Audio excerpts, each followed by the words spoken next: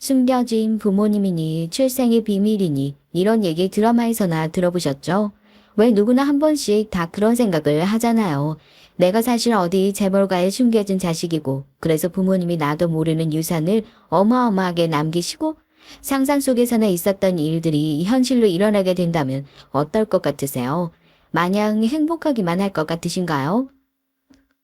그게 무슨 말씀이세요? 아버진 돌아가셨다고 했잖아요. 그럼 왜 여태 드라마에서만 일어나는 일일 줄 알았던, 살면서 단 한 번도 생각해보지 않았던 충격적인 일이 바로 얼마 전에 저에게 일어났어요.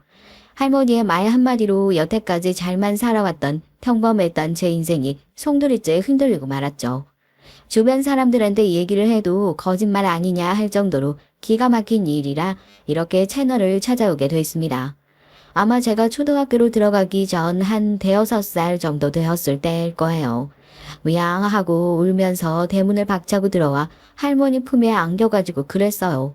할머니, 나는 왜 엄마 아빠가 없나 하고요. 아마 그날도 부모 없는 애니 어쩌냐는 동네 애들의 짓궂은 놀림에 그런 소리를 한 거겠죠. 할머니는 제가 그런 소리를 할 때마다 늘 같은 말씀을 하셨습니다. 엄마랑 아빠는 너 낳고 나서 큰 사고가 있어서 먼저 하늘나라에 가셨어. 하늘에서 우리 경이 얼마나 잘하고 있나, 얼마나 할머니 말씀 잘 듣나 항상 지켜보고 계신다고 했는데 너 이렇게 울면 얼마나 속상하시겠어. 그래 안 그래? 응? 그러니까 얼른 뚝해. 제가 기억하는 할머니의 모습은 가난하지만 언제나 단단했던 그런 분이셨어요. 사실 아이들의 놀림거리가 됐던 이유는 비단 부모님이 안 계셔서만은 아니었습니다. 성인 무릎 높이에 자리 잡고 있는 창문으론 바쁘게 걸어다니는 사람들의 발만 보였고 저녁엔 술 취한 사람들이 싸우는 소리, 오바이트 하는 소리, 누구보다 가까이 들이며 잠을 청했어요. 비가 오기라도 하면 창문 틈새로 스며든 눅눅한 냄새가 온 방안을 채우고 벽지 군데군데 펴있는 곰팡이 때문에 항상 피부가 이유 없이 간지러워서 피가 날 때까지 벅벅 긁어야 하는 반지하 새방이 저희 집이었습니다. 최근에 영화 기생충 보신 분들 있으시려나요? 제 눈엔 영화에 나온 그 반지하도 마치 대궐처럼 보이더라고요. 늘 어두컴컴했던 집안, 곰팡이 냄새가 난다고 절 멀리하던 반 아이들 사이에서도 제가 기죽지 않고 당당할 수 있었던 건 할머니 때문이었던 것 같습니다. 저기 지구 반대편에 가면 요 손바닥만한 집도 없어가지고 울고 굶고 사는 애가 얼마나 많은 줄 알아? 경이 너 그런 데서 안 태어난 것만 해도 참말로 다행인 줄 알아. 응? 할머니는 돈이 되는 일이라면 닥치는 대로 하셨어요. 그래서 맨날 억울하다는 생각을 했던 것 같아요. 우리 할머니만큼 일을 열심히 하는 사람이 세상에 없는데 왜 저렇게 죽어라 하루 종일 돈만 버는데도 정작 모이는 돈은 하나도 없을까 하고요. 쌀 살 돈, 라면 살 돈이 없단 얘기를 아마 쉽사리 믿지 못하실 거예요. 하지만 세상엔 정말 의식주라는 그 간단하고 기본적인 권리조차 찾지 못해 괴로워하는 복지 사각지대에 놓인 사람들이 많고 저 역시 그중 하나였습니다. 매일 끼니만 겨우 해결하고 있는 상황에서 어쩜 좋은 일도 아닌데 그렇게 아기가 딱딱 맞는지요. 추운 겨울이었습니다. 학교를 마치고 꽁꽁 얼어 빨갛게 부르튼 손에 비비면서 집으로 돌아오니 누워 계시던 할머니가 허리를 붙잡고 앓는 소리를 내면서 일어나시더라고요. 그 모양새가 심상치 않아 얼른 달려갔습니다. 이놈아, 너 누울라는 소리에 내 귀부터 먼저 안 들리겠다. 아우, 겨울이라 추워서 허리 좀 삐끗한 걸 가지고 왜 이렇게 호들갑이야. 이 나이 먹으면 원래 여기저기 다 고장나고 하는 거야. 그냥 단순히 허리를 조금 삐끗한 거라고 했지만 2주가 넘도록 이불 속에서 꼼짝도 하지 못할 정도로 할머니의 상태는 심각했어요. 병원을 가래도 좀 쉬면 낫는다고 그렇게 우기시고요. 이제 생각해보니까 할머니가 병원을 가기 싫어하셨던 거, 그것도 저 때문이었던 것 같네요. 혹시라도 병원에 갔다가 큰 병이라도 발견되면 남겨진 손주한테 짐이 될까 걱정하는 마음에 그러셨던 거겠죠. 할머니가 누워 계시는 날이 길어질수록 마음이 초조하고 불안해졌습니다. 단순한 할머니가 일을 못하신다 수준으로 끝나는 게 아니라 할머니와 저 이렇게 둘. 그 당시엔 할머니가 하루라도 일을 쉬면 생계를 위협받는 생활 수준이었으니까요. 당장 쌀이 떨어졌는데 쌀 살 돈이 없고 주머니를 탈탈 털어도 라면 살 돈이 될까 말까 싶더라고요. 주머니에 고기 탄 지폐를 몇 장 구겨 넣고 슈퍼로 향했습니다. 아직도 그때 생각을 떠올리면 너무 괴로워요. 가난이 사람을 밑바닥까지 내몰 수 있구나 싶더라고요. 슈퍼에 도착하니 주인 아주머니는 제게 등을 돌리고 통화를 하고 계셨고 카운터 바로 앞엔 라면 한 묶음이 놓여 있었습니다. 순간 왜 그런 생각을 했나 모르겠는데 이대로 이걸 들고 가면 아무도 모르지 않을까 하는 생각이 제 마음을 지배했죠. 뭐 생각을 하고 고민을 하고 그런 여유도 없었던 것 같아요. 저도 모르게 라면 한 묶음을 들고 도망쳤어요. 뒤를 돌아보면 슈퍼 아주머니가 절 쫓아오고 계시기라도 할까봐 정말 뒤에 한 번을 못 돌아보고 그대로 집으로 달려왔습니다. 제 처음이자 마지막 도둑질이었죠. 아이고 내 강아지 라면 사왔냐? 하매가 빨리 일어나서 일을 해야 네가 제대로 된 밥을 먹을 건데. 아이고 그새 얼굴이 홀쭉해졌네. 걸리지 않았다는 생각에 터질 것 같은 심장이 가라앉았고 옷을 갈아입고 라면을 끓이고 있었어요. 할머니께선 무거운 몸을 일으켜서 빨래를 해야겠다면서 제 옷가지를 집어드셨고 순간 주머니에서 라면을 산다고 들고 나갔던 구겨진 지폐가 후두둑 떨어졌죠. 이 돈으로 라면을 사겠다고 했는데 돈은 고스란히 남아있고 라면은 한 묶음이라 들고 왔고 제가 남의 물건에 손을 댄 거구나. 할머니는 바로 눈치를 채신 것 같습니다. 이게 뭔 돈이? 이게 뭔 돈이냐고 이 자식아. 너 설마 슈퍼에서 저거 계산도 안 하고 들고 온 거야? 그래? 아이고 내가 너무 오래 살았나 보다. 확 죽어버리든가 해야지. 죽으면 뭐해. 하늘나라에서 네 부모 얼굴을 내가 쪽팔려가지고 어떻게 보냐.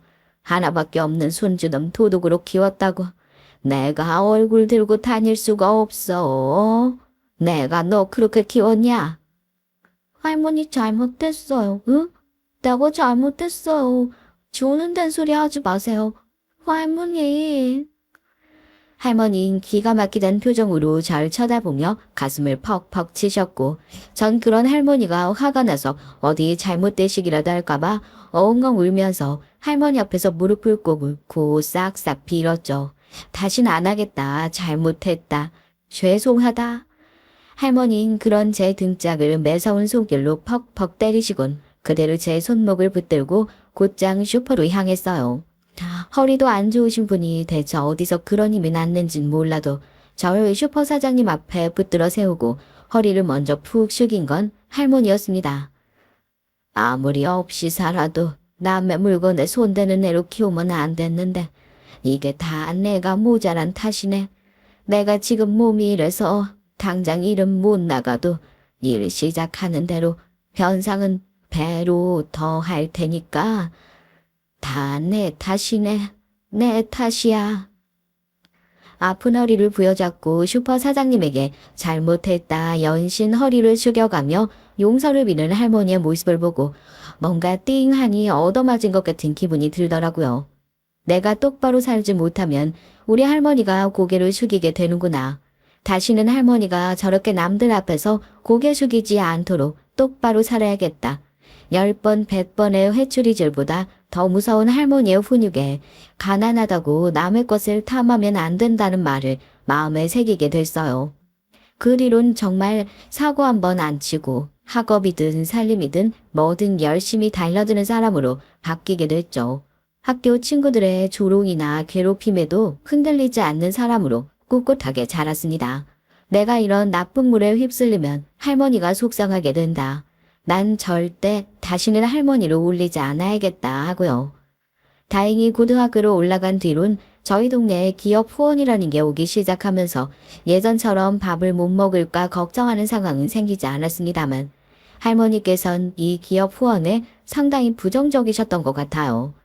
살면서 할머니가 누군가를 미워하거나 싫어하는 모습은 한 번도 본 적이 없었는데 더군다나 우리로 돕겠다고 나서는 사람한테 왜 저렇게 하시나 깜짝 놀랐던 적도 있었죠. 그날은 밖이 유난히 더 소란스러운가 싶었는데 후원을 진행하고 있는 기업의 회장님이 저희 동네에 직접 방문을 하셨다는 겁니다.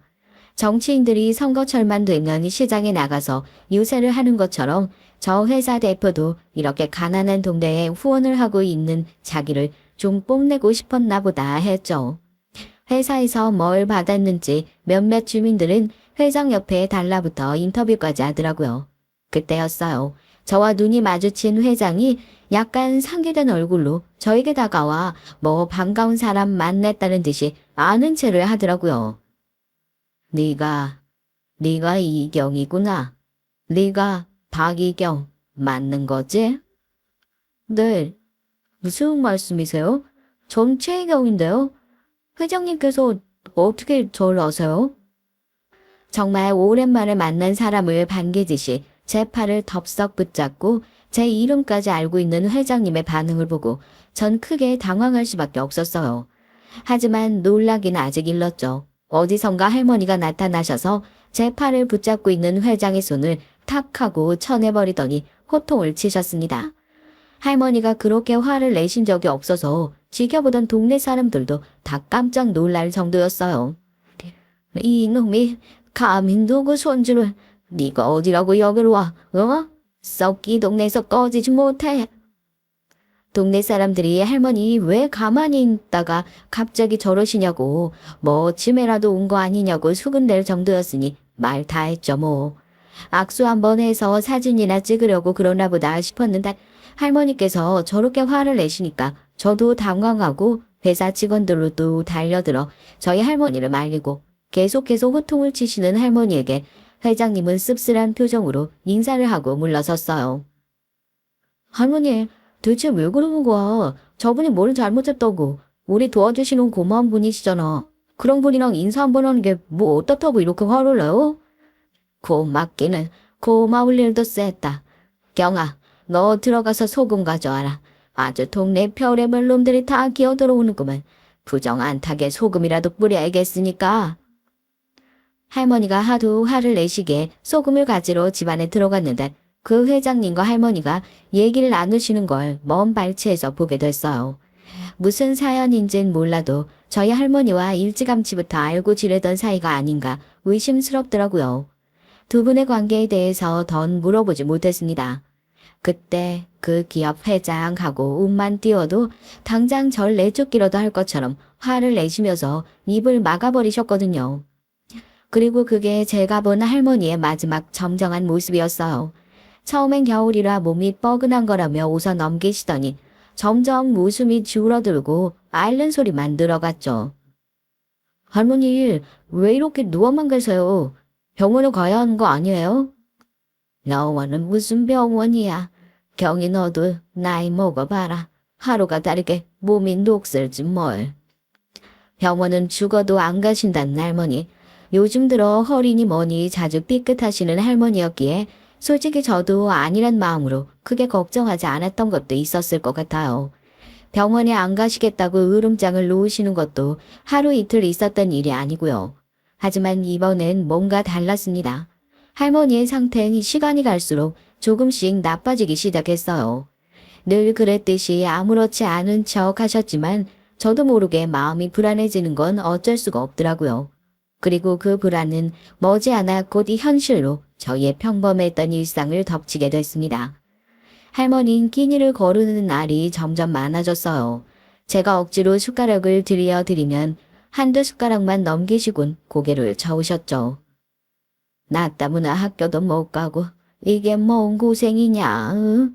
할머니는 입이 깔깔해서 잘 안 들어가니까 경이 너나 많이 먹어. 우리 손주 밥이라도 많이 먹어야 좀 덜 미안하지. 울컥하고 올라오는 눈물을 꾹 참았어요. 제가 약한 모습을 보이면 할머니가 더 힘들어하실 것 같았거든요.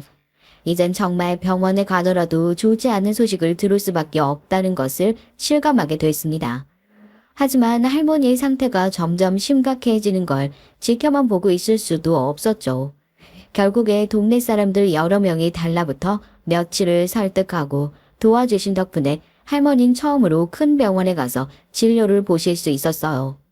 할머니께서도 검사를 받는 내내 얼굴에 꽤나 긴장하신 표정이 역력하더라고요. 말기 척추암입니다. 시간이 많이 남지 않았어요. 통증 완화 치료는 가능하지만 병원에선 말기 척추암이란 진단이 나왔습니다. 의사는 이미 병이 온몸에 퍼져 있다고 했어요. 통증을 완화하는 치료만 가능하다고 말하는 의사의 목소리가 희미하게 들렸습니다. 그 말을 듣고도 전 믿을 수가 없었죠. 불과 얼마 전까지만 해도 정정하셨던 할머니께서 이제 살 날이 정말 얼마 남지 않았다는 얘기를 하고 있으니 이건 정말이다 부정하고 화를 내보고 울어보고 그런다고 무슨 결과가 뭐 바뀔 수 있겠어요? 지금은 우선 어떻게든 할머니의 상태를 호전시키는 것이 먼저라 생각하고 저도 아르바이트를 하며 병원을 왔다 갔다 했습니다.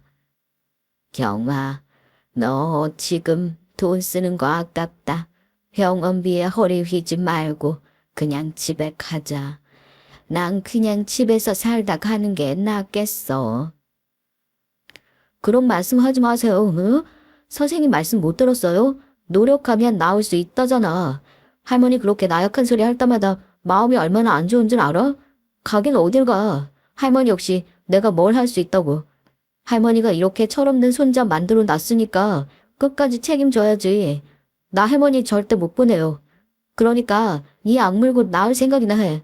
약속해요. 손주의 눈물 섞인 으름장에도 할머니는 이제 대꾸조차 할 힘도 없다는 듯이 힘이 빠진 목소리로 조용히 웃기만 하실 뿐이었죠.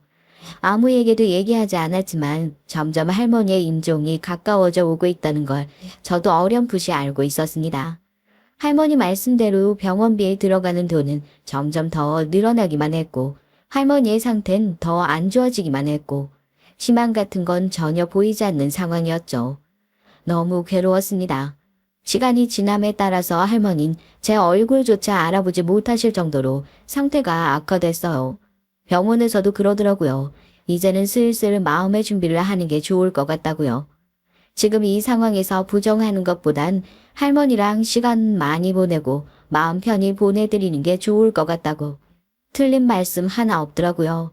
1년 가까이 일했던 아르바이트를 관두고 이건 퇴직금이니 할머니 병원비에 보태 쓰라는 사장님의 인사에 어깨를 축 떨구고 정말 소리내서 엉엉 울었습니다. 얼마나 서럽게 울었는지 제가 우는 모습을 본 사장님께서도 함께 눈물을 흘리실 정도였죠. 혹시라도 제가 울었다는 티를 내면 할머니가 걱정하실까 싶어서 병원으로 돌아가기 전 눈물을 쓱쓱 훔치고 병실로 다시 돌아갔어요. 어쩐 일로 컨디션이 좋아 보이시는 할머니께서 경아 하고 조용히 제 이름을 부르시더라고요. 뭐 필요하신 거 있냐고 물 갖다 드려 뭐 갖다 드려 하고 물으니까 웃으면서 고개를 잘래절래 흔드시곤 그래요. 내가 너한테 꼭 말해야 할 게 있다. 우리 집 서랍 맨 밑에 있는 거 그걸 꼭 찾아봐. 그게 너한테 필요할 날이 올 거다. 꼭 마무리를 준비하시는 것 같은 할머니의 말씀에 저도 모르게 심장이 철렁 내려앉더라고요. 나한테 필요한 날이 뭐고 서랍 안에 뭐가 들어있는데 할머니. 할머니 이제 진짜 꼭 괜찮아질 거라니까요. 병원에서 태어나고 나면 할머니가 직접 꺼내서 보여주면 되잖아요. 경아, 할미 이제 힘들어. 응? 나라고 왜 하나밖에 없는 우리 손주 놓고 가는데 발걸음이 안 무겁겠냐. 경아, 할미 없이도 겁먹지 말고, 응? 우리 착한 경이, 우리 예쁜 손주. 주름진 손으로 제 손을 꽉 잡고 눈물을 뚝뚝 흘리시던 할머니.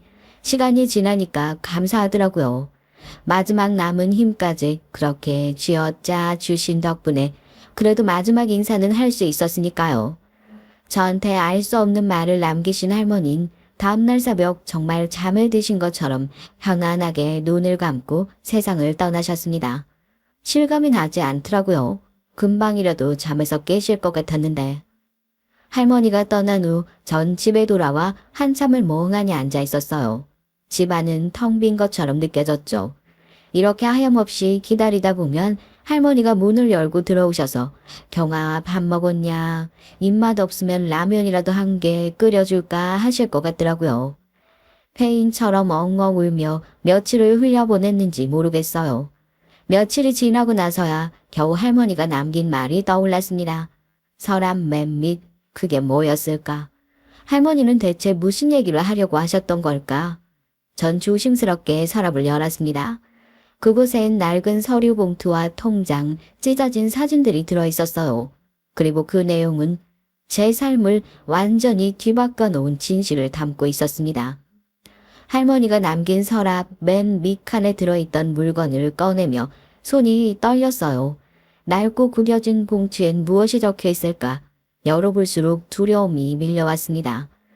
봉투 안엔 오래된 통장과 서류 몇 장, 그리고 찢어진 사진 한 장이 들어있었죠. 통장을 먼저 열어봤어요.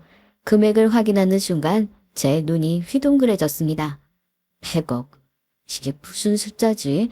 잘못 본 건가 싶어서 통장을 몇 번이고 뒤집어 봤어요. 하지만 통장엔 분명히 100억 원이 찍혀 있었습니다. 그 금액이 제 손에 있다는 걸 믿을 수가 없었어요. 어떻게 할머니가 이런 돈을 남기셨지? 머릿속이 온갖 물음표로 가득 찼습니다. 다음으로 서류를 확인했어요. 제목은 친자 확인서. 낯익은 제 이름과 함께 한 남자의 이름이 적혀 있었죠. 땡땡 기업 회장.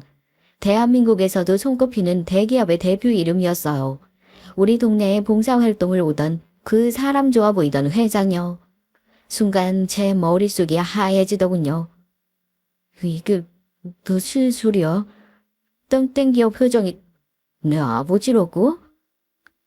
전 몇 번이고 다시 서류를 확인했죠. 서류에 적힌 내용은 분명했습니다. 유전자 검사를 통해 친자임을 확인했다는 내용이었어요. 그 사람의 이름, 저의 이름, 그리고 누군가의 서명이 분명히 적혀 있었습니다. 마지막으로 찢어진 사진. 사진은 젊은 시절의 할머니와 낯선 남자가 함께 서 있었죠.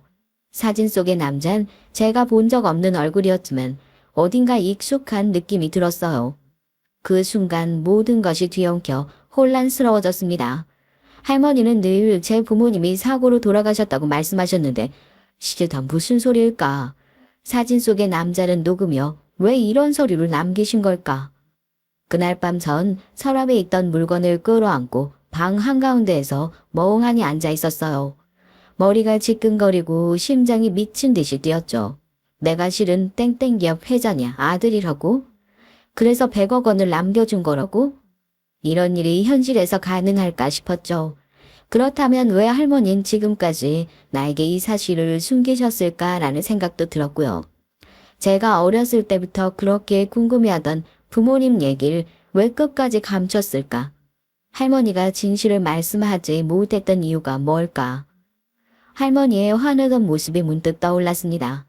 몇 년 전 그 기업 회장이 동네에 찾아와 후원 사업을 한다고 했을 때 할머니가 회장을 보고 소리를 지르며 계란을 던지던 장면이요. 여기가 감히 어디라고 와. 네가 뭔 낯짝으로. 그 당시 전 할머니가 왜 그랬는지 이해하지 못했죠. 오히려 동네 사람들처럼 왜 저렇게 과하게 화를 내실까 싶었어요. 하지만 이제야 그 이유를 알 것도 같았습니다. 할머니는 아마 회장의 정체를 알고 계셨을 거예요. 반가운 사람을 만나듯이 저를 붙잡고 제 이름을 부르던 그 회장 역시 어쩌면 그때부터 제 정체를 알고 있었구나 싶기도 했고요. 제가 평생 가지고 있었던 부모님, 아버지에 대한 그리움은 서랍 속의 서류를 확인하자마자 참을 수 없는 분노와 원망으로 변해가기 시작했습니다. 아버지라고? 내가 그런 사람을 아버지로 불러야 한다고? 자기는 아무렇지 않게 살면서 나와 할머니는 어떻게 살아왔는지 알기나 할까? 언젠가 필요할 때가 있을 거다 얘기했던 할머니의 말씀도 속으로 부정했죠. 아니요 할머니, 이런 아버지라면 그 언제가 돼도 내 인생에 필요할 날 없을 거라고요. 서류와 사진, 통장은 서랍 깊숙이 다시 넣어버렸습니다. 몇 주 동안 그 물건을 꺼내보지 않았어요. 그 뒤로 평범했던 제 생활이 완전히 망가졌습니다. 잠시라도 생각할 틈이 생기면 돌아가신 할머니의 얼굴과 풀리지 않는 의문이 계속해서 절 쫓아다녔죠. 왜 지금까지 날 찾지 않았던 거야? 100억을 보내놓고 그걸로 끝이라고 생각한 거야? 의문 그리고 분노. 잘 살고 있던 사람에게 가서 뭘 요구해야 할지 모르겠다는 생각도 들었어요. 어차피 그 사람은 나와 상관없는 사람이라고 생각하려 했었습니다. 하지만 아무리 외면하려고 해도 서랍 속의 물건들이 계속 머릿속을 떠나지 않았어요. 그래서일까요? 얼마 뒤 꿈에서 나타난 할머니의 모습은 결국 제 발걸음을 잃어버린 가족에게 향하게 만드는 결정적인 계기가 됐으니까요. 몇 주가 지나도록 전 서랍 속 물건을 다시 꺼내보지 않았습니다. 그날 이후 모든 게 꿈만 같았어요. 땡땡 기업 회장이 내 아버지라는 서류, 통장 속 100억 원, 말도 안 되는 얘기들만 머릿속을 떠돌았죠. 할머님 평생 고생만 하셨는데 그 사람은 자신의 호화로운 삶을 이어가며 자선사업으로 명성을 쌓고 있었다는 사실이 견딜 수가 없었습니다. 아버지, 아니 그 인간은 우리를 알고도 외면한 걸까요? 아니면 정말 몰랐던 걸까요? 이런저런 생각을 하며 혼란에 빠졌지만 결국 어떤 행동도 하지 못했습니다. 아버지를 찾아가야 하나, 아니면 그냥 모른 척 모든 것을 묻어두고 이대로 살아야 하나. 머릿속에선 끊임없이 싸움이 벌어졌어요. 그날도 그런 깊은 생각에 빠져있다 까무룩 잠에 들었나 봅니다.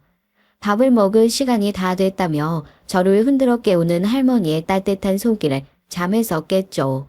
언제나처럼 따뜻한 미소를 지으면서 저를 바라보고 계시던 할머니. 반 지하 방 안, 따뜻한 할머니의 냄새, 모든 것이 그대로더라고요. 이게 꿈이라는 걸 단박에 알아차렸습니다. 혹시라도 꿈에서 얼른 깨기라도 할까 싶어 할머니의 손을 꼭 붙들었죠. 가지 말라는 듯이 말입니다. 경아, 잘 지내고 있니? 밥은 먹었어? 매일같이 듣던 질문.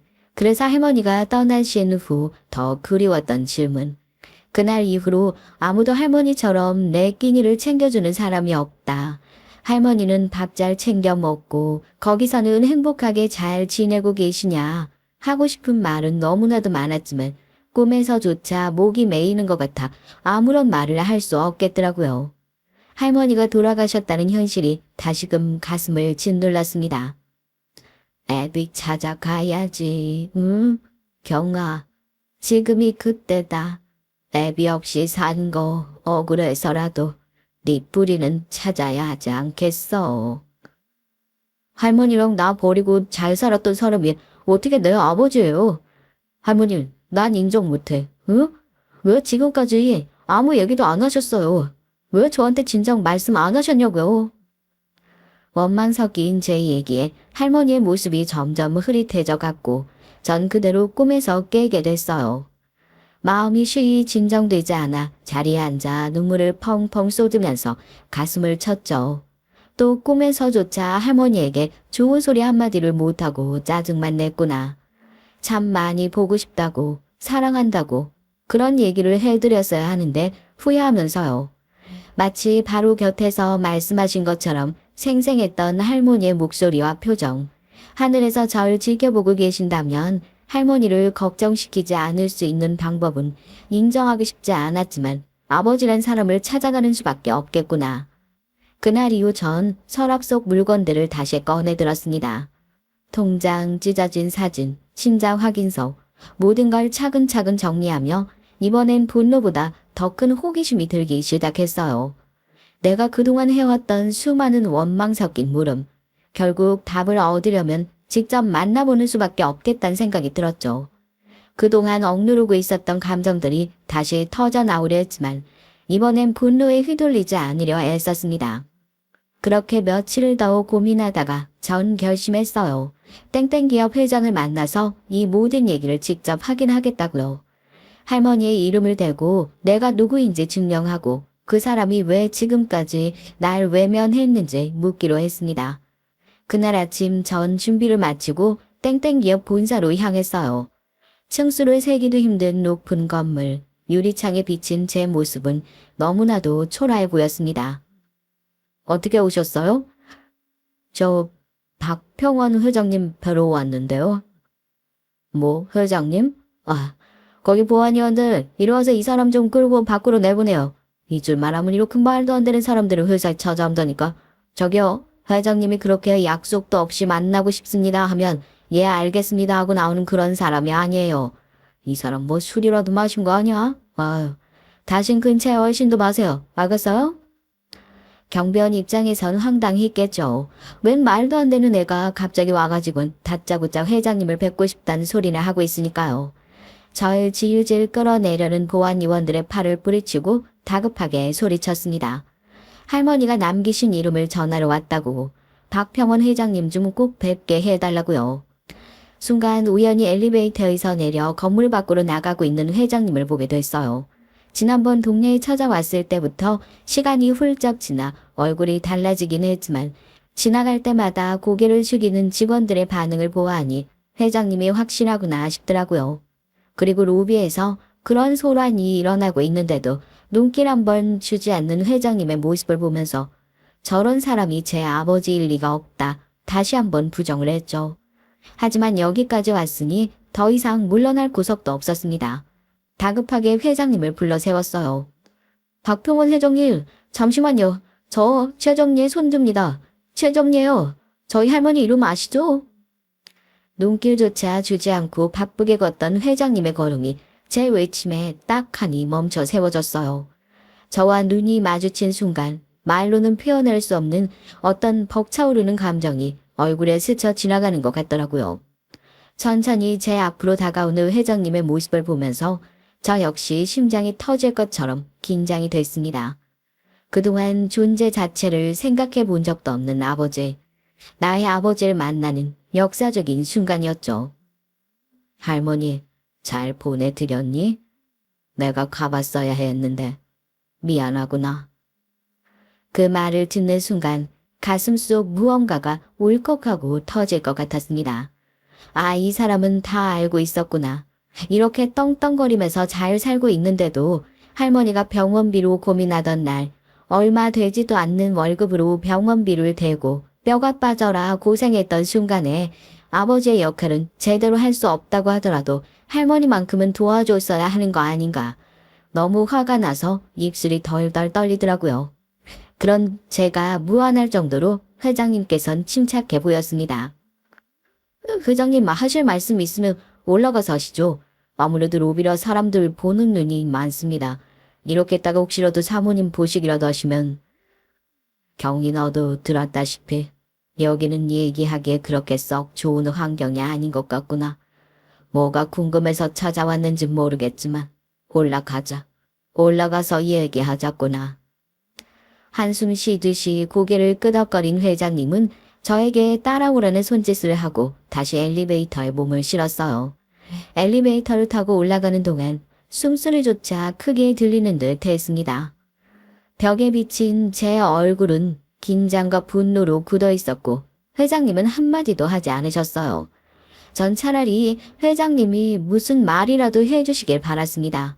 하지만 그 침묵 속에서 더 큰 혼란과 분노가 차올랐어요. 그렇게 올라간 회장님의 개인 사무실.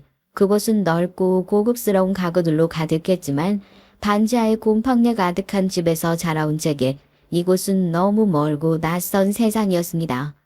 회장님은 제게 자리에 앉으라고 손짓하셨지만 전 앉을 수가 없었어요.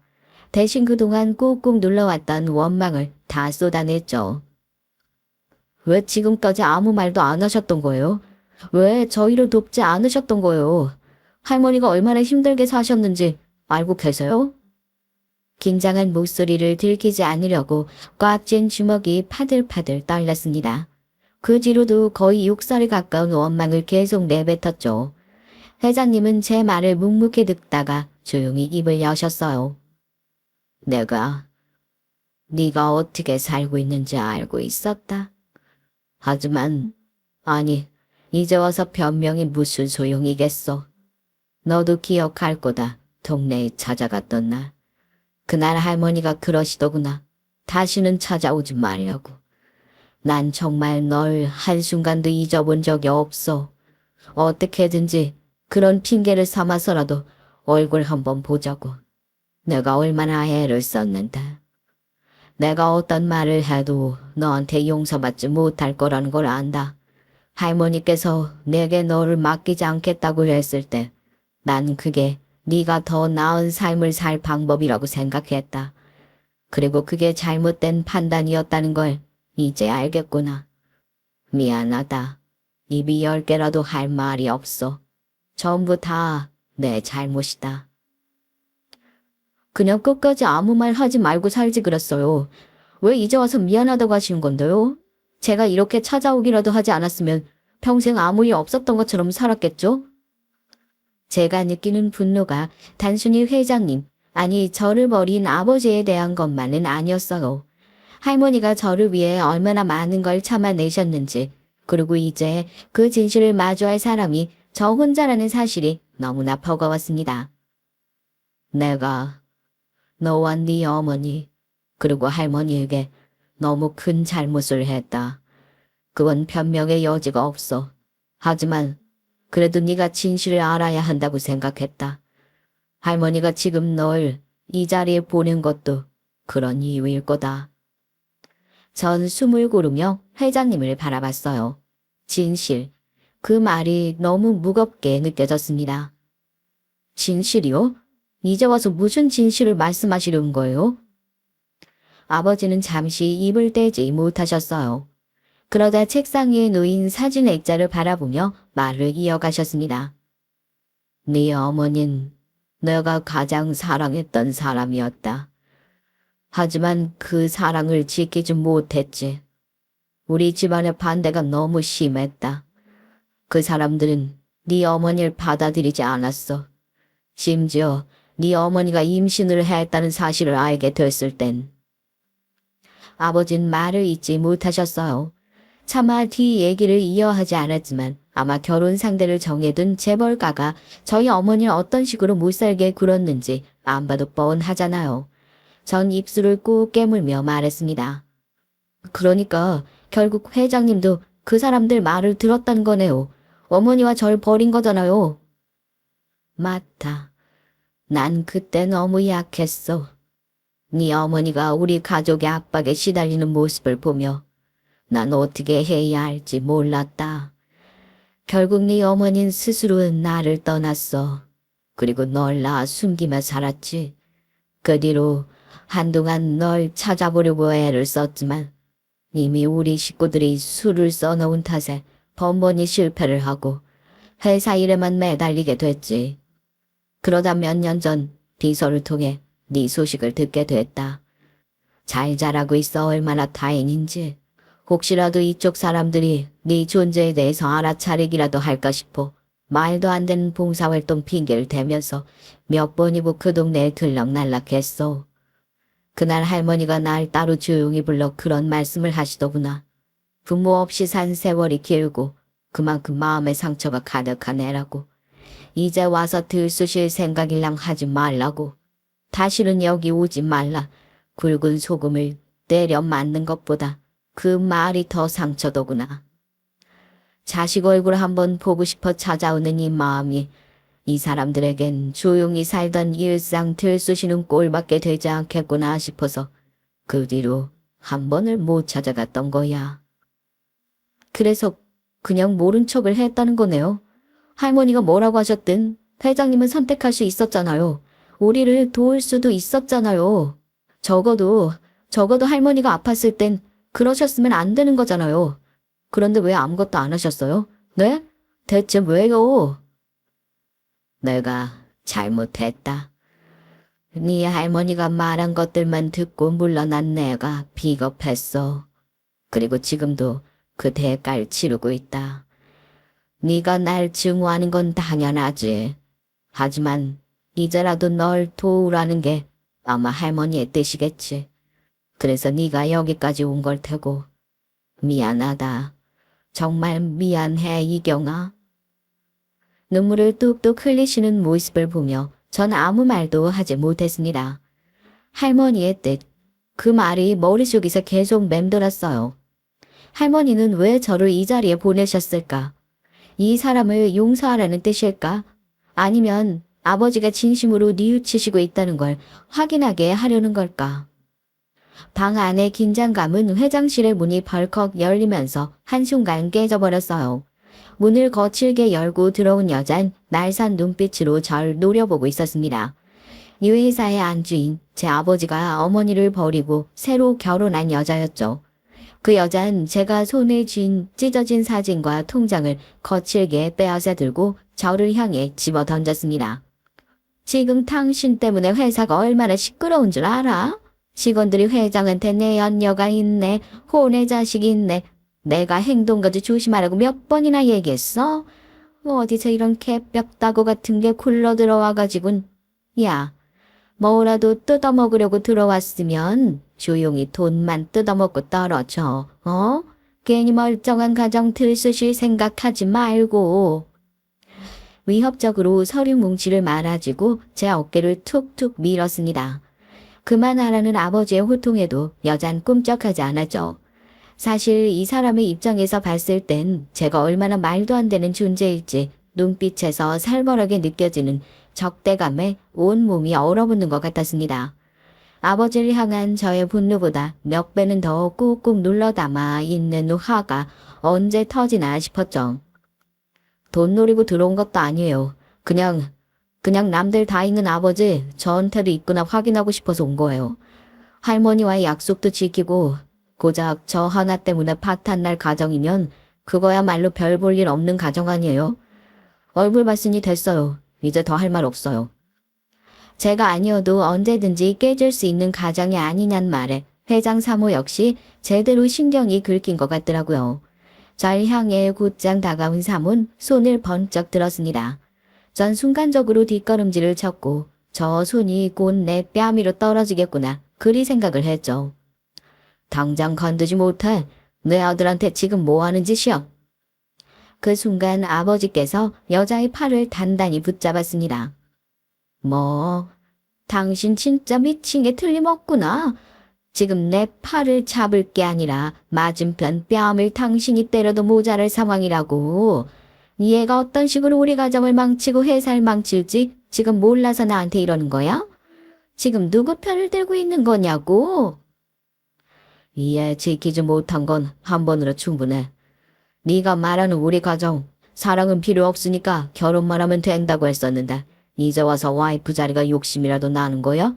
내가 그 가정이라는 울타리에 갇혀서 지키지 못했던 사람들이 얼마나 많았는데 이제 같은 실수 절대로 반복하지 않아?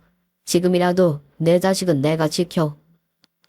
아버진 그렇게 제 앞을 단단히 막아서고 당장 이 방에서 나가라며 호통을 치셨어요. 한 번도 느껴보지 못한 기분이었죠. 제 눈앞에 보이는 아버지의 단단한 등을 보면서 눈물을 꾹 참았습니다. 평생 이 순간이 오길 그리워했어요. 동네에서 친구들과 싸우다가도 나 아빠 불러온다 하는 친구들의 얘기가 마냥 부럽기만 했습니다. 나한테도 아빠가 있었으면, 날 막아줄 든든한 방파제 같은 사람이 있었으면, 서름과 분노로 똘똘 뭉쳐 찾아온 곳에서 아버지의 등을 바라보고 있는 것만으로도 꽁꽁한 마음이 눈 녹듯이 녹아버리는 것 같았죠. 팽팽한 대치가 몇 분이나 이어졌을까요? 결국 팩하니 성질을 낸 사모님은 당신이 원하는 대로 순순히 흘러갈 줄 아냐 악담 아닌 악담을 퍼붓고 컹하니 문을 닫았습니다. 그제서야 아버지도 한숨을 내쉬면서 뒤돌아 저와 눈을 마주쳤죠. 이경아, 미안하다. 네 어머니도 지키지 못했던 내가, 장모님도 지켜드리지 못했던 내가 이제 아버지 노릇을 하려고 드는 게 얼마나 부끄러운 일인지 안다. 하지만 아무리 늦더라도 지금만큼은 네가 혼자서 세상을 맞서야 하는 상황을 만들고 싶지 않아. 이제 나도 도망치는 건 그만하고 싶구나. 지나온 인생에 비교하면 얼마 안 되는 돈이다. 솔직히 그 돈 내밀면서 죄책감을 덜어보려고 하는 그런 비겁한 생각도 있었어. 네 할머니께선 끝까지 그 돈을 안 받으려 하셨지. 돌아가시기 직전에야 그 돈을 받으시더라. 그것도 본인이 아니라 이경이 너 혼자 남겨줄 거 생각해서.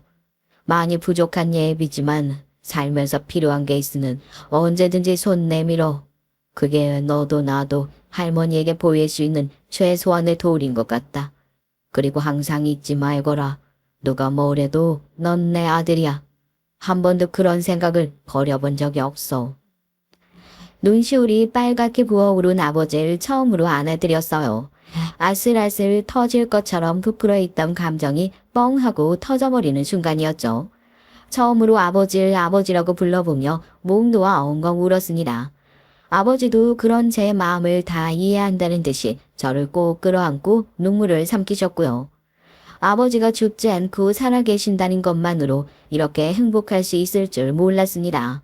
어쩌면 할아버지께서 계속해서 아버지를 찾아가 보라고 하셨던 것, 이 모든 것들이 필요한 날이 올 거라고 하는 것, 그제야 할머니의 의도를 알겠더군요. 평생 부모가 없다는 생각으로 반쪽짜리 외로움에 시달렸던 제 마음을 비로소 가볍게 해주는 것이요. 저에게도 누구보다 나를 사랑해주는 가족의 존재가 있고 할머니가 없는 그 빈자리를 가족에 대한 사랑으로 채워보라는 할머니의 깊은 뜻을 이해하니 더욱 감사한 마음만 들더라고요. 그 자리에서 전 아버지에게 한 가지 요청을 했습니다. 제 손에 들어온 어마어마한 액수의 돈을 어떻게 사용해야 할지 모르겠지만 할아버진 이 돈을 제게 남겨주실 때 손주가 무언가 뜻깊은 일을 해낼 거라 생각하시고 주셨을 거다 싶었거든요. 할머니가 평생 절 위해 살아오신 것처럼 저도 할머니의 이름으로 뭔가 하고 싶어요. 복지재단 같은 걸 만들어서 저와 같은 아이돌이 도움받을 수 있도록요. 그런 일을 아버지께서 도와주실 수만 있다면 그게 저희 관계의 첫 시작이 되지 않을까 싶습니다. 네가 원하는 것이 그거라면 내가 할 수 있는 모든 걸 다 도와주마. 네 할머니도 어머니도 그렇게 하길 원하셨을 거야. 순간 아버지 얼굴에 스쳐 지나간 깊은 우울감을 보며 그 순간 아버지께서도 할머니와 어머니를 그리워하고 두 분을 떠올리며 후회와 미안함을 느끼고 있다는 걸 알 수 있었습니다. 그날 이후 저희는 본격적으로 복지재단 설립을 위한 준비에 들어가게 됐어요. 아버지께서 소개시켜준 법률 대리인들과 함께 재단 설립에 필요한 절차를 차근차근 밟아 나갔고 할머니의 이름을 딴 재단을 설립할 수 있게 됐죠. 어려운 사람이 보이면 항상 나서서 도와주고 큰 뜻을 펼쳐보라는 할머니의 말을 비로소 지킬 수 있게 됐습니다. 재단 설립식이 진행되던 날, 전 재단의 첫 공식적인 행사에서 할머니와 어머니의 사진을 무대 뒤에 올려놨어요. 마이크를 잡고 그동안 마음속에 꾹꾹 눌러 담았던 얘기를 꺼냈죠. 여기에 오기까지 참 많은 일들이 있었습니다. 오늘 이 자리에서 할머니와 어머니의 이름을 이어받아 어려운 세상의 빛과 소금이 될 수 있는 재단을 시작하고자 합니다. 두 분의 가르침이 있었기에 모든 걸 시작할 수 있었고 제가 받은 사랑과 희생을 이제 세상에 돌려주고 싶습니다. 이 재단은 그런 의미를 담아 시작하고자 합니다. 청중들로부터 쏟아지는 박수갈채.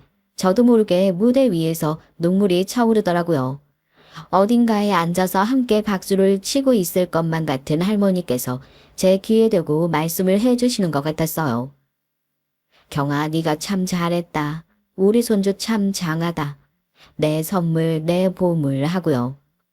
전 현재 그렇게 복지재단 설립 이후에 어려운 유년 시절을 보내고 있는 어린이들을 대상으로 학습 지원과 의료비 지원 사업을 진행하고 있어요.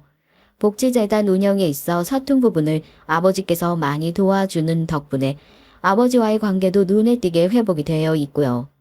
어쩌면 이 재단 설립을 통해서 치유받는 것이 제가 돕는 어린이들 뿐만은 아니란 생각이 드네요. 아직까지 아버지에게 아버지란 소리를 하는 것이 낯설고 어색하기만 하지만 지금처럼 서로를 이해하려고 노력하다 보면 언젠간 어렵게만 느껴졌던 그 일도 자연스레 해소되지 않을까 생각하고 있습니다. 잃어버린 저의 어린 시절을 보상받고 있는 것만 같아 하루하루 기쁜 마음만 있어요. 하늘에 계신 할머니께서도 지금 이 광경을 보고 분명히 웃고 계실 거라 생각하면서 저희 가족의 안녕과 평안, 이 글을 읽어주시는 모든 분들의 행복을 바라며 이만 사연 마치도록 하겠습니다. 모두들 가족이란 울타리 안에서 행복한 일만 가득하시길. 안녕하세요. 전 오늘 사연을 쓰면서 많은 각오를 하고 시작했답니다. 저희 집안일에 대해 어딘가에 상세히 적어 보낸다는 게 조금 망설여지긴 했거든요. 원체 제가 성격이 잘 긴장하고 다른 사람 앞에서 말하는 것도 조금 어려워하는 성격이에요. 그래서 부담을 안고 쓰는 것보단 가벼운 마음으로 시작하는 게 좋을 것 같아 최대한 마음을 비우고 쓰려고 합니다. 다른 청취자분들 얘기들을 들어보면 당당하게 시어머니에게 받아치거나 사이다 복수를 날리는 사연들도 많던데 저 역시 참 세월이 길었기에 마지막에 남편과 이혼하기 전엔 아주 사이다 맛 복수를 선사해주고 왔답니다. 반전도 있고 흥미진진한 얘기이니 선배님들께서 끝까지 들어주시고 좋은 말씀 한마디씩 해주셨으면 좋겠어요. 제 인생엔 두 명의 원수가 있었답니다. 바로 이제 전 남편이라고 불러야 할 남편과 시어머니였어요. 시어머니와의 고부 갈등은 어느 집이든 다 있다고 하지만 제 경우엔 특히나 더 힘들었던 것 같습니다. 왜냐하면 가장 제 옆에서 저를 지켜주고 지지해 주었어야 할 남편부터가 아주 몹쓸 놈이었거든요. 지금 생각해도 전 결혼 생활이 참 불행했다는 생각이 들어요. 주변 보면 인생의 초년운이 좋지 않으면 결혼을 해서 행복해지는 친구들도 많던데 전 그러지 못했다는 게 아쉽습니다. 전 친정 부모님을 일찍이 잃고 큰아버지 밑에서 자랐는데요. 큰아빠와 큰엄만 절 사랑으로 키워주시긴 했지만 아무래도 그 집 형제들과 함께 집을 써야 하는 것, 함께 생활을 해야 하는 것엔 나름의 어려움이 있었어요. 눈치가 보였죠.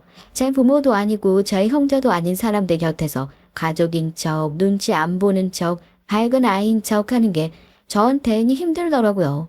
더군다나 사춘기 시절 제가 얹혀 사는 처지라는 걸 알고는 그걸 악용해 놀리는 반 친구들이 몇 있었거든요. 지금은 까마득해서 이름도 잘 기억 안 나지만 그 친구들 때문에 청소년기엔 나름의 방황도 많이 하고 굉장히 어두웠답니다. 특히 외모적인 부분도 한몫을 했을 거예요.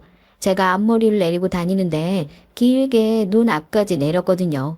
아무래도 어두운 성격에 머리까지 처녀 귀신처럼 내리고 다니니 저에게 쉽사리 다가올 반 친구나 선생님은 없었죠. 누군가 저에게 먼저 손을 내밀어 줬다면 좋았을 테지만 그걸 바라지도 않을 만큼 전 너무 어둡고 축축한 정신 상태에 놓여 있었습니다. 얼른 독립해 큰아버지 품 안에서 벗어나야겠다는 생각만 들었죠. 큰아버지는 제게 뭐든 필요하면 말씀하라고는 했지만 전 그 말이 부담스러웠습니다. 오히려 폐만 끼치는 것 같았어요. 제 요구로 인해 큰아버지께서 돈을 써야 한다면 이미 얹혀 사는 구인 식구 주제에 너무 과하다는 생각이 들었거든요. 큰아버지는 종종 이런 말씀을 하시곤 했어요. 술이 조금 들어간 저녁 제가 안 되었다는 생각이 들었는지 저를 불러 한마디를 하셨는데 그날따라 큰아버지의 목소린 한껏 낮아 있었습니다. 미영아, 난 네가 참 안쓰럽다. 너무 독해지지 않아도 된다. 항상 널 믿는 우리가 있으니까 넌 그저 아이처럼 살아도 돼. 투정도 부려도 되고. 아니에요. 제 일은 제가 알아서 할 수 있어요. 아이고, 우리가 불편하니? 한 가족인데 뭐 불편할 게 있어? 내 동생이나 재수 씨나 나한텐 정말 소중하고 귀한 사람들이었단다. 너의 할머니 집에 보내지 않고 우리가 키우겠다고 결정한 것도 모두 내가 널 가족으로 받아들이기 위해서였어. 너한테 안전하고 너를 지켜줄 수 있는 가정을 주고 싶어서였다. 난 조금 속상하구나. 할 말 끝나셨으면 들어가 봐도 될까요? 피곤해서요. 전 질풍노도의 사춘기 여자아였습니다. 큰아빠의 말이 귀에 들어올 리가 없었죠. 지금도 제가 했던 말이나 행동을 생각하면 가슴이 참 아파요. 여기서 저희 친부모님에 대한 말씀을 안 드릴 수가 없는데요. 제가 아주 어렸을 적 저희 친아버진 자동차 사고로 세상을 떠나고 말았다 들었습니다. 엄마는 그 후 우울증으로 고생을 하시다 실종이 되셨고요. 당시 친정아버지와 제가 함께 차에 타고 있었는데 친정아버지는 병원에 도착하기도 전 이미 이 세상 사람이 아니었는데 저만 어떻게 간신히 살아남았다고 해요. 의사들은 그것을 모두 기적이라고 말했고요. 하지만 당시만 해도 전 그걸 기적이라고 생각하지 않았습니다. 차라리 아빠와 같이 죽었더라면 이렇게 살아서 고통을 받을 일 같은 건 없었을 텐데 왜 살아서 나는 고통받는 걸까? 이런 부정적인 생각만 가득했죠. 그것을 큰아빠께서는 안타까워하시며 저런 말씀을 하신 걸 테고요. 그러다 집안에 큰일이 터지고 말았습니다. 큰아버지가 저희 아버지가 돌아가신 방식과 똑같이 사고로 세상을 뜨고 마신 거예요. 큰엄마는 오열을 하시다 그만 장례식장에서 기절을 하고 마셨고 저 역시 눈 뜨고 믿을 수가 없었습니다. 제 뾰족하고 모난 성격 때문에 누군가 저에게 사랑을 주려 할 때 그걸 가차없이 밀어내려 했던 것이 너무나 후회되고 과거 그랬던 제 자신을 용서하기가 힘들었어요. 장례식장에서 큰아빠에게 얼마나 미안했는지 몰라요. 그 후 전 성격이 조금 바뀐 것 같아요. 누구를 봐도 살갑게 다정하게 대해주려고 먼저 말을 붙인다거나 어색하지 않은 분위기를 만들려고 노력했죠. 사람들은 제 노력을 알아봐주고 다가와줬습니다.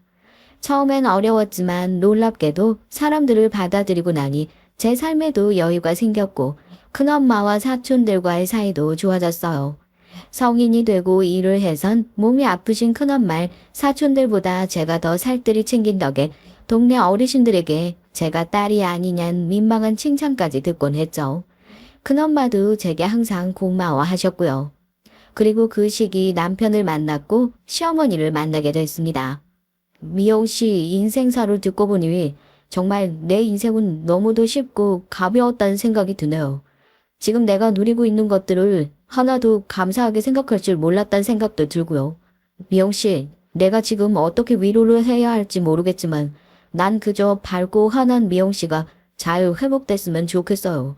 필요하다면 제가 언제든 옆에 있어줄 테니 연락해요. 남편은 제가 자주 가는 죽집의 사장이었는데 단골이 되면서 조금씩 친해진 상황이었어요. 속 얘기를 할 기회가 있어 대화를 나누던 자리에서 남편이 그 말을 하는데 눈물이 절로 흐르더군요. 울고 싶어도 울 수 없어 답답하던 찰나 남편이 기가 막힌 타이밍에 등장해 그 역할을 해준 거죠.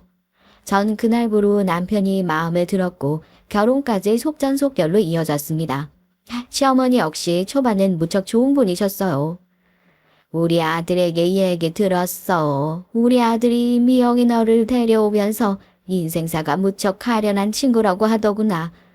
어떻게 고아로 자라 그런 일까지 다 겪고 자랐던 거니? 난 우리 미영이가 참 대견하고 기특하더구나. 이제 우리 집 식구가 됐으니 마음껏 투정 부리고 나를 엄마를 생각하며 지내라. 필요한 건 뭐든 지원해주마. 알았지? 네, 어머님 감사합니다. 어머니께서 해주신 그 말씀, 저희 큰아빠가 살아생전에 해주신 말씀이라 더 와닿네요. 이게 정말 인연이라는 건가 봐요. 감사합니다, 어머님. 앞으로 저도 잘 모시겠습니다. 이따만 해도 전 이 시어머니의 큰 그림은 보지 못한 상태였어요. 시어머니는 제가 고아라는 점을 특히 좋아했습니다. 친정이 없단 얘기를 듣고 나서 오히려 화색을 피하시는 시어머니를 보니 안심이 되기도 했지만 한편으론 시어머니께서 그걸 마음에 들어하지 않으실 줄 알았기에 의아하기도 했어요. 허나 시어머니의 인품이 그만큼 뛰어나신 분이기에 그런 점을 사람의 결점이라고 보지 않으시는 거라고 믿었죠. 저 또한 누군가의 시어머니가 되었다 하더라도 부모가 없다는 것을 결점으로 그렇게 판단하진 않을 것이니까요. 하지만 그러던 어느 날부터 시댁의 횡포가 시작됐습니다. 시어머니와 시누이의 횡포가 함께 시작되어 더더욱이나 힘든 상황에 처해지게 된 건데요. 남편에겐 여동생이 한 명 있어요. 그 여동생은 꽤나 큰 대기업에 다니는 사원이었는데 저희 회사 바로 옆이더라고요. 저희 회사는 규모는 작지만 탄탄한 중견기업이었어요. 시누인 틈만 나면 그 점을 꼬집어 말하곤 했습니다. 언니네 회사 이번에 인센티브 얼마 줘요? 아, 언니네 회사는 요즘 적정가? 그럴 돈이 없겠지. 내가 괜히 물어봤네요. 우리 회사는 이번에 최소 500만 원이라고 하네요. 언니도 학벌 좋으면 나 같은 직장 들어가는 건데 너무 아쉽다. 그래도 뭐 땡 잡은 거지. 우리 오빠 만났으니까. 안 그래요, 새언니? 네? 아니, 아가씨. 저희 회사도 인센티브 줘요. 저도 열심히 일하고 있으니까요. 물론 아가씨네 회사도 좋은 회사긴 하지만 저희 회사도 직원들에 대한 대우는 좋아요. 아이고, 예. 너 왜 시누이를 괴롭히고 그러냐? 우리 딸 회사에 비하면 니네 회사는 그냥 구멍가게지 뭐. 안 그래? 괜히 자격지심 갖고 그러지 마라. 가족 식구 한 명이 잘 되면 다 좋은 거야.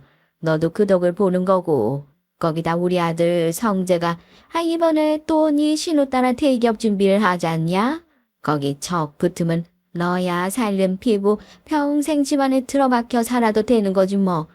여자 팔자가 뭐 별거 있겠니?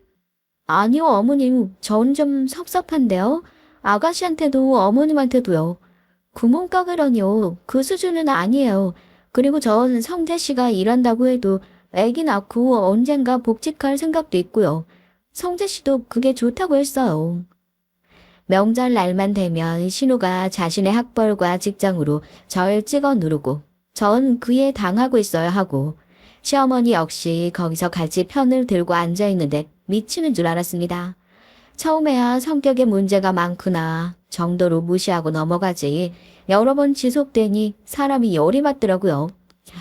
내가 만만해 보이나? 라는 생각이 들면서 선을 단호히 그어야겠다는 생각이 들었고요. 그런데 여기서 제가 정말 실망스럽고 화가 났던 사람은 남편이었습니다. 남편은 결혼 전만 해도 저에게 별도 달도 따주겠다고 하던 사람이었어요. 물론 남자들이 결혼 전에야 무슨 말이든 한다고는 하지만 전 남편의 따뜻함과 우직함을 보고 결혼을 결정한 것이었어요. 아마 부부싸움 해보신 분들, 고부 갈등이 있어 보신 분들이라면 무슨 말씀인지 아실 거예요. 시어머니와 시누이가 합세해 저런 말을 할 땐 남편이 나서 한마디 해주길 바랬는데 남편은 통 관심이 없더군요. 내 동생이 장난으로 한 말인데 뭘 그렇게 예민하게 반응하고 그래? 우리 엄마도 그냥 자기가 편해서 그래. 원래 며느리가 편하면 말도 막 편하고 그러는 거지. 자기는 하여간 성격이 너무 날카로워서 문제야. 사람이 둥글둥글해야 시집살이도 잘 적응하고 그러는 거라고. 내 주변 친구들 보면 당신같이 문제 있는 사람이 없는데 왜 당신만 유달리 난리야? 뭐라고? 여보, 그건 말이라고 해 지금? 왜? 내가 못할 말한 것도 아닌데. 저는 이런 말을 하는 남편을 보면 정말 답답하게 그저없었어요. 제 첫 아이가 태어나고 나서도 마찬가지였습니다. 그땐 남편이 대기업에 들어가고 난 이후였는데 이때 시댁 식구들은 더더욱 기고만장해 있었어요. 이젠 자식들 모두가 잘 나가는 회사에 다니게 됐으니 시어머니의 기센 하늘을 찌를 듯 했고요. 문제는 그걸 동네 사람들이나 지인들에게 자랑하는 것에서 선을 넘어 틈만 나면 저를 공격하는 방식으로 말했다는 겁니다. 아이고, 얘, 너 그냥 꺼다 놓은 보릿자루처럼 앉아있을 거니? 얼른 여기 상 치우고 해라. 귀한 남편 얻었으면 시댁도 잘 챙기고 그래야 사랑받는 며느리도 되는 거야. 전 거기에 질려 시어머니가 하는 말은 언제부턴가 무시해버렸어요. 허나 그러던 중 또다시 불행한 일이 터지고 말았는데요. 큰엄마께서 암을 얻으셨는데 수술을 받고도 결과가 좋지 않아 온 가족이 걱정이 많았습니다. 저 역시 전전긍긍했죠. 매일 밤 병실 문 앞을 지키면서도 안심이 되지 않았습니다. 우리 그이가 하늘에서 너무 고마워하고 있을 거야. 우리 미영이가 사춘기 때 항상 어둡고 풀 죽어 있었는데 그런 애가 지금 커서 가장 노릇하고 있으니 말이야. 큰엄마도 우리 미영이가 잘 자라줘서 너무 고맙고 감사하다. 큰엄마, 그런 말씀 마시고 얼른 몸부터 회복하세요. 저랑 벚꽃 보러 가기로 하셨잖아요. 그래, 알겠어. 큰엄마는 일부러 제 앞에서 항상 걱정하지 말라며 웃어주셨습니다. 그리고 전 큰엄마와 벚꽃을 보러 가기로 약속했고 큰엄마도 제게 그리하시겠다 약속했지만 결국 그 약속을 지키지 못했죠. 큰엄마께서 미리 세상을 뜨고 마셨거든요. 큰아빠를 따라 좋은 곳으로 훨훨 날아가 버리셨어요. 두 분이 분명 하늘에서 만나 행복한 삶을 이어가고 계실 거라 믿지만 마음은 그와 별개로 너무나 아팠습니다. 그런데 전 이 시점에서 너무도 충격적인 사실을 알게 됐어요. 큰엄마께서 남기신 유언이 바로 그것이었는데요. 큰엄마께서 마지막 임종 당시 제 손을 잡아주시며 이런 말씀을 하신 겁니다. 미영아, 너에게 말하지 못한 게 하나 있단다. 그이가 떠날 때 말해야 할까 많은 고민을 했는데 이젠 정말로 말해야 할 것 같구나. 지금이 아니면 너에게 영영 말할 기회를 놓칠 것 같아. 네? 그게 무슨 말씀이세요? 너희 친어머니에 관한 사실이야. 사실은 그날만 계속 말씀을 망설이셨어요. 숨이 헉헉대는 와중에도 너무나 망설이고 있는 흔적이 엿보였죠. 전 큰엄마의 손을 꼭 잡으며 말해달라는 애절한 눈빛을 보내고 있었습니다. 혹여 행여나 제가 바래왔던 기적이 있을까 해서 말이죠. 네 친어머니 살아계신다. 전 이 한마디에 심장이 쿵 하고 떨어졌습니다. 그저 돌아가신 줄 알았던 친어머니가 살아계시다니요. 큰엄마, 진짜예요? 저희 엄마가 살아계신다고요?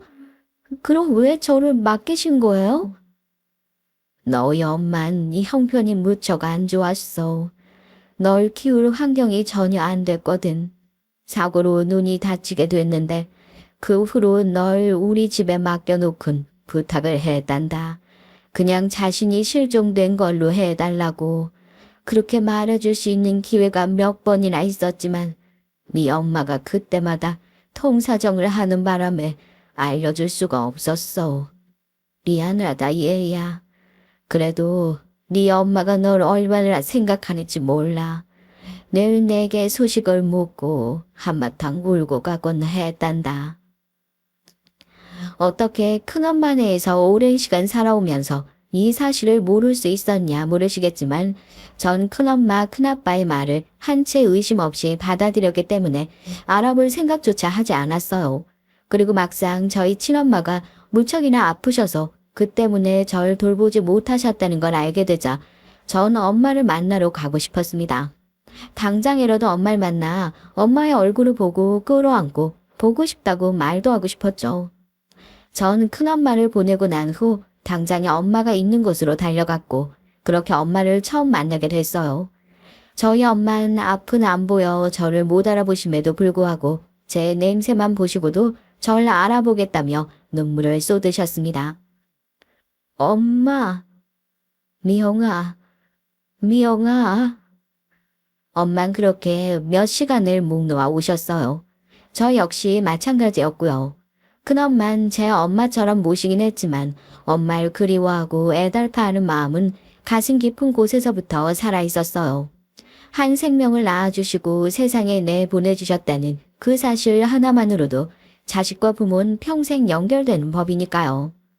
엄만 절 키우지 못해 너무나 미안했다며 하지만 큰엄마에게 늘 소식을 전달받아 제가 어느 대학을 갔고 어떻게 살고 있는진 다 알았다고 하더군요. 엄만 미영이가 너무 기특해. 아마 엄마 품에서 자랐다면 이렇게 못 자랐을 텐데 너무 고맙고 미안하다. 아니에요, 엄마. 내가 이제부터라도 엄마 잘 모실게요. 그렇게 전 엄마를 다시 만났고 늦었지만 다시 엄마와 딸처럼 여느 평범한 모녀처럼 일상을 보내기로 약속했어요. 비록 엄마가 눈이 보이진 않았지만 그럼에도 불구하고 저희 엄마는 엄마였으니까요. 그리고 전 이 소식을 남편에게 알렸습니다. 다급하게 전화 걸어 회사에 있을 남편에게 엄마가 살아있었다는 얘기를 전달을 했죠. 있잖아 여보, 믿기지 않겠지만 우리 엄마가 글쎄 엄마가 살아있었어. 흐느끼며 엉터리로 이 말 저 말 전달을 했던 것 같은데요. 남편은 갑자기 짜증을 확 내며 어쩌라는 식으로 얘기를 하더라고요. 아니 당신은 그 말을 꼭 지금 해야겠어? 나 요즘 회사 때문에 스트레스 받는 거 알아 몰라. 아는 여자가 꼭 눈치 없이 이 시간에 말이야. 당신 때문에 부장님이랑 얘기하다 끙끙 나와버렸잖아. 나 지금 회의 들어가 봐야 돼. 좀 이따 집에서 얘기해. 여보. 전화가 끊어졌어요. 너무 황당하더라고요. 아니 자신의 장모님이 살아계시다는 소식을 그럼 어떻게 전달해야 맞는 걸까요? 여러분은 어떻게 생각하세요? 전 순간 너무 당혹스러워 말을 잇지 못하고 벙쪘습니다. 남편은 집에 들어와서도 피곤하다며 밥부터 차려달라 하더니 그제야 제 어머니 소식을 묻더군요. 남편과는 별로 대화를 하고 싶지 않았지만 저 역시 제가 상의해야 했어야 할 일이기에 말문을 트게 됐어요. 근데 차분하게 대응했던 제 목소리가 점점 높아지게 됐고 결국 이날 남편과 대화는 부부싸움이 됐습니다. 뭐? 당신 어머니가 시각장애인이라고? 아이고 참, 그거 참 안 되셨나. 그러니까 그래서 내가 이제부터 엄마 잘 모셔드리려고. 엄마가 살아오신 거 보니까 너무 열악한 환경에서 그것도 단칸 지하방에서 홀로 살고 계시는데 내가 자주 들여다보려고 해. 그래서 말인데 우리 아이 잠깐 어머님께 맡겨도 될까? 아이를 데리고 갈 순 있겠지만 엄마가 앞이 안 보이시니까 매일 아이 데리고 드나드는 거 나도 조금 벅찰 것 같아서. 여러분은 아실지 모르겠지만 저희 엄마처럼 눈이 안 보이시는 분들은 평소 길을 걷다가도 매우 조심을 해야 돼요. 혹여나 차에 치일 수도 있고 계단을 구를 수도 있으시고 사고가 빈번하게 일어날 수 있거든요. 각별히 제가 옆에서 잘 챙겨줘야 하는 상황이었죠. 그런데 당연히 그러라고 할 줄 알았던 남편이 그 말에 인상을 구기며 꼭 그래야 하냐며 불만을 토로하더라고요. 아니 당신은 우리 엄마가 살아있다는데 어떻게 된 사람이 다행이다 이런 말 한마디 없이 무덤덤한 반응일 수가 있어? 그리고 아예 영원히 맡기자는 것도 아니고 한 2주일만 맡기자는 건데 그게 힘들어. 난 아가씨며 시어머니 지치덕거리 다 해줬는데 어머님이 불렀을 때 내가 어디 안 간 적 있었어. 전 실제로 시어머니가 불렀을 때 김장이며 시누이 생일 잔치며 적극적으로 하지 않은 게 없었어요. 시댁에 행사가 있으면 그게 누구건 간에 제가 맏며느리라는 이유로 모든 걸 도맡아 해가곤 했죠. 그게 그땐 며느리의 당연한 도리라고 생각했으니까요. 또 오랜 습관처럼 언젠가 이렇게 열심히 살다 보면 시어머니도 나를 며느리로 받아주시겠지라고 여긴 것 같아요. 근데 남편이 정작 알아주지 않으니 너무 속상했습니다. 제 목소리 톤이 높아지자 남편은 다급히 상황을 수습하려고 하더군요. 아니 그게 아니고 당신 왜 그렇게 목소리를 높여? 알았어. 나도 다행이고 반가워. 언젠간 장모님 보러 한번 갈게. 당신 엄마 찾은 건데 당연히 나도 기쁘지. 장모님 뭐 좋아하시는 거 있으면 미리 알려줘. 남편은 시어머니가 허리가 요즘 많이 아파서 애 맡기는 게 조금 난처했다는 거라면서 해명을 했지만 전 이미 기분이 상했던지라 듣지도 않고 방문을 닫아버렸네요. 남편의 말이 그저 모두 변명에 불과하다는 걸 알고 있었거든요. 남편은 그저 자기 어머니가 고생하는 게 싫고 그렇다고 아이 봐주는 이모님을 쓰자니 그건 돈이 아까워 싫은 거였어요. 그런 남편의 심보를 훤히 알고 있는 저로선 더더욱 남편에게 정이 떨어졌습니다. 여러분들도 같이 살 부대 끼고 사는 사람에게 정이 떨어지면 어떤 기분인지 아실 거예요. 세상 사는 게 굉장히 더덥고 의미 없는 기분이죠. 때론 굉장히 우울해지기까지 하고요.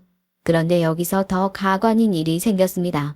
바로 시어머니로 인해 터진 사건인데요.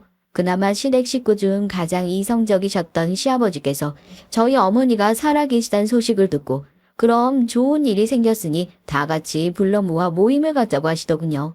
전 내심 반가웠습니다.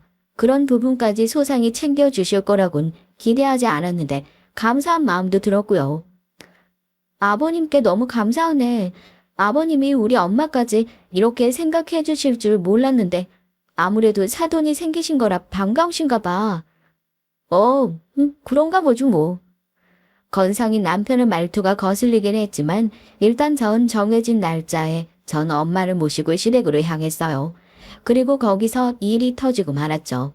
그날인 시누이도 시매부와 함께 참석한 날이었는데 시누이는 저희 엄마를 보자마자 시각장애인을 처음 본 티를 팍팍 내며 불쾌한 질문들을 던졌습니다.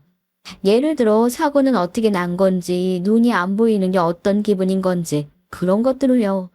처음 보는 사이면 다른 질문으로 시작할 수도 있는데 굳이 그 질문으로 시작해서 분위기를 불편하게 만들더라고요. 그리고 이어 절 비꼬는 익숙한 패턴의 말을 늘어놨습니다. 전 장애인을 처음 봐서 궁금한 게 너무 많거든요. 무례하게 들으셨다면 죄송해요. 그나저나 저희 새언니가 잘해줘요. 오빠한테 듣기로는 무지 잘해준다고 하던데 매일 집 드나든다고요?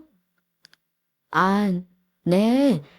우리 딸이 정말 잘 해주네요. 그러게요. 근데 그것 때문에 우리 오빠가 밥을 못 챙겨 먹는다고 하네요. 오죽하면 어젠 저희 집에 와서 밥 먹고 가겠다고 하더라고요. 아유, 저런. 그래요. 우리 애 말은 다르던데 밥을 다 차려놓고 나왔다고 하던데. 그만해라. 좋은 날 그게 무슨 질문이니? 시아버지가 중간에 시누이를 맡긴 했지만 저희 엄마의 얼굴이 순식간에 난처해졌어요. 시어머니의 얼굴은 똥 씹은 얼굴이 됐고요. 시어머니는 눈짓으로 그게 사실인지를 추궁하는 것 같았습니다. 전 침이 꼴깍 삼켜졌죠. 기어이 시어머니는 식사가 끝나고 나서 절 안방으로 부르시더라고요. 그러고선 신문처럼 사실인지 솔직하게 말하라며 몰아붙였어요. 문제는 저희 친정엄마가 다 들을 수 있는 거리에서 절 대차게 꾸짖으셨다는 겁니다. 너 그게 정말이냐? 아이 우리 아들 밥도 안 챙겨준다고? 아니 네 엄마 찾은 건 기쁜 일이지만 그렇다고 해서 중한 밥을 안 챙겨주는 게 말이 되니? 네 가족은 남편이야. 엄마가 아니고 무엇보다 네 남편이 우선이라고.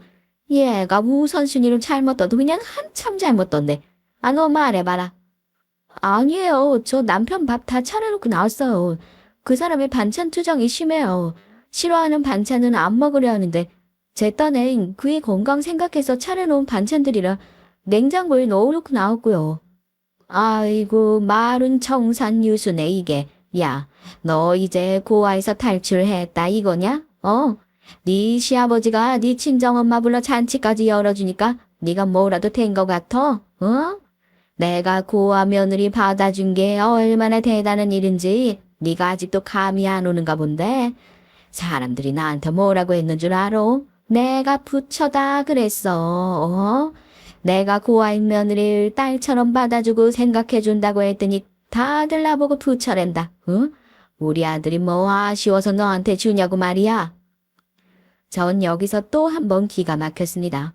저희 친정엄마가 있는 곳에서 수치심을 주시는 것도 모자라 고아에서 탈출했다는 표현을 노골적으로 쓰는 건 너무 비상식적이지 않나요? 전 고아라는 말에 순간 피가 거꾸로 솟는 것이 느껴졌어요. 더군다나 제가 마치 유세를 부린다는 식으로 몰아가는데 전 남편에게 할 수 있는 배련 최대한 다 하고 있어서 그래서 더 억울했죠. 그때가 되니 저도 시어머니에게 할 말은 하게 되더군요. 어머니, 저도 할 말은 해야겠네요. 저 그 사람 이해해줄 수 있는 건 다 하고 있어요. 지금이야 애 키우느라 어쩔 수 없이 전업주부 하고 있지만 집안에서 그이가 요구하는 건 다 들어주고 있다고요. 반찬만 작고 조미료 많이 들어간 음식을 먹으려고 해서 제멋대로 한 것뿐이에요. 그게 뭐가 잘못된 건가요? 그리고 자꾸 고하란 말씀 이제 그만 빼주세요. 저희 친정엄마 욕 부리지 마시고요. 어이구 얘가 보자 하니까 너네 친정엄마라고 엄마 편 들고 싶은가 본데. 근데 어차피 장애인이고 눈도 안 보이는 양반 이제 엄마라고 생각하고 싶디? 야 나는 네 걱정은 안 해. 우리 아들 걱정이 되지. 괜히 장물합시고 챙기게 만들고 고생할 거 생각하면 아이고 내 눈앞이 다 캄캄하다. 그리고 너도 잘 생각해봐. 그래봤자 자기 살기 힘들다고 너 버린 양반 아니냐. 뭐라고요? 지금 말 다 하셨어요. 전 이때 너무 충격적이어서 손을 덜덜 떤 채로 시어머니에게 고함을 지르고 말았습니다. 밖에 있던 시아버지가 다급히 들어와 시어머니에게 무슨 일이냐 호통을 치셨고요. 시어머니는 며느리가 자기에게 대든다며 시아버지에게 마치 어린 소녀처럼 이상한 꾀를 부렸어요. 전 저대로 너무 속이 상해 그만 그 자리를 나가버리고 말았습니다. 밖으로 나가니 친정엄마가 어디를 응시하는지 모를 표정으로 조용히 소파에 앉아 계셨는데 엄마를 보니까 더 울컥하더라고요. 전 엄마의 손을 잡아 끌고 나왔고 나오자마자 그만 숨쉬듯 미안하다는 말을 내뱉어 버렸네요. 그날 엄마가 상처받았을 걸 생각하면 전 죄스러웠어요. 제가 상처받은 것보다 엄마가 상처받았을 게 더 마음에 남았거든요. 하지만 엄만 달랐습니다. 시어머니에게 제가 그런 대접을 받고 있었던 것이 모두 자신 때문이라고 생각하시는 듯 했어요. 미영아, 엄마가 눈만 보였어도 네가 그런 말은 듣지 않았을 텐데 미안하다. 근데 내가 나 살기 편하자고 너 버린 건 아니야. 그건 알지? 엄마, 그럼 당연히 알지.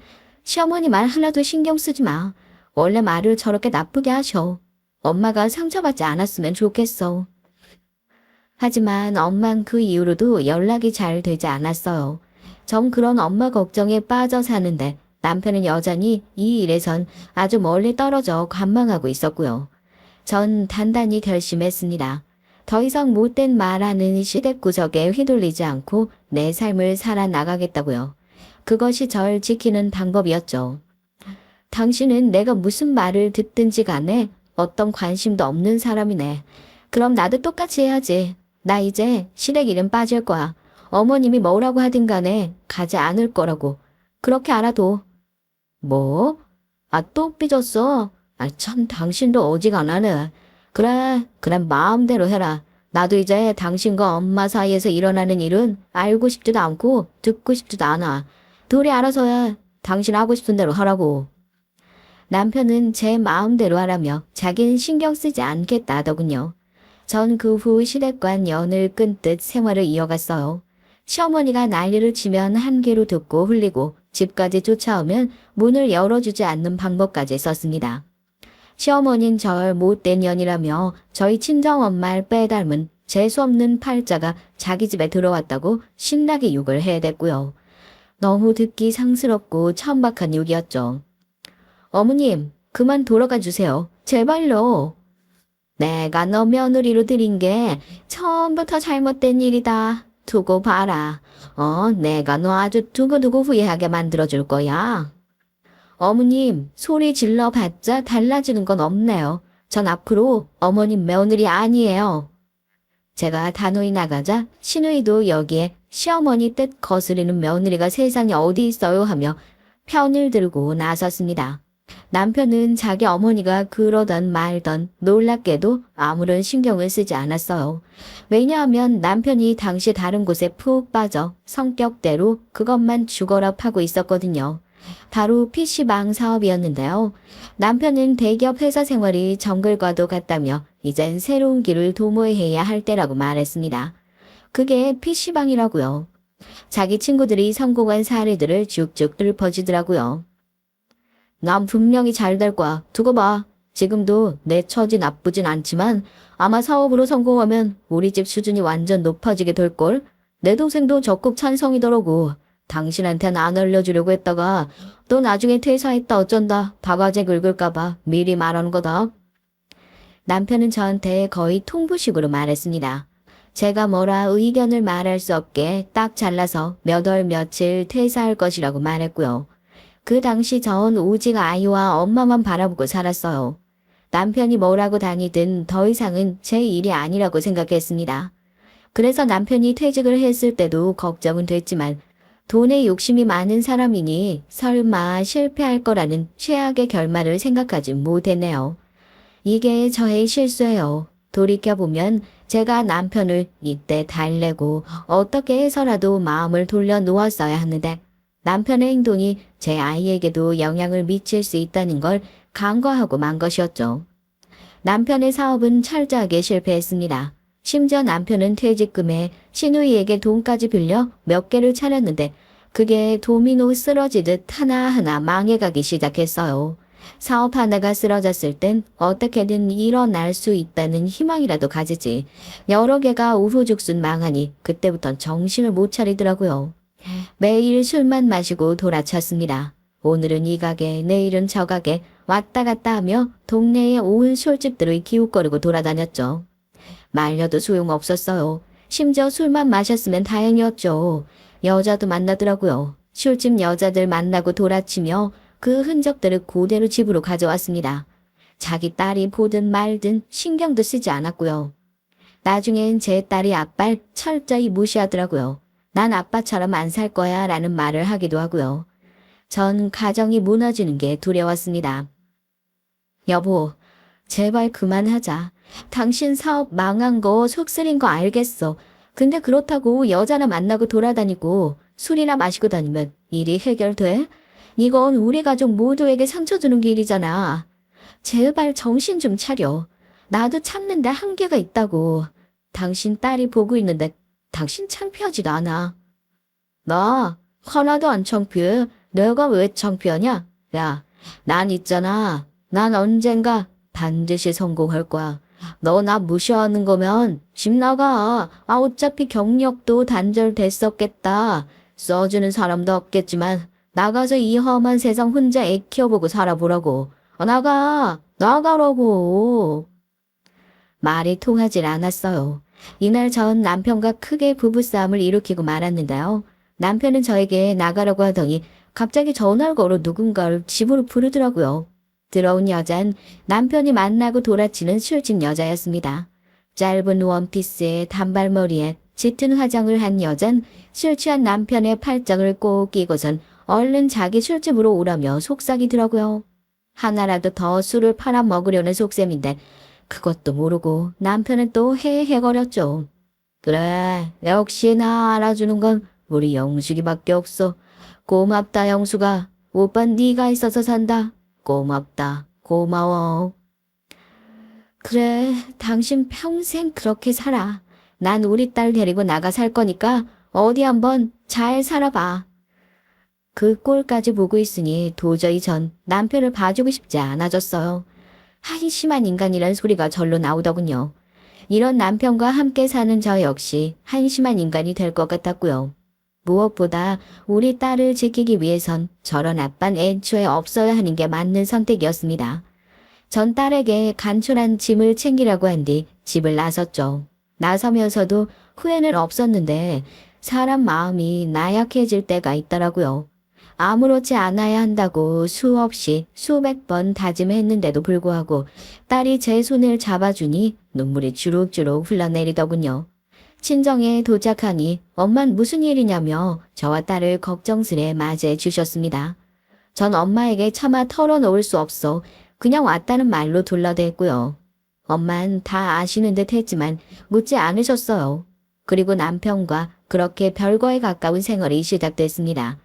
아니 별거라고 해도 되겠네요. 남편은 저에게 연락 한 번 하지 않았고 저도 마음속으로 이혼을 염두에 두고 있었거든요.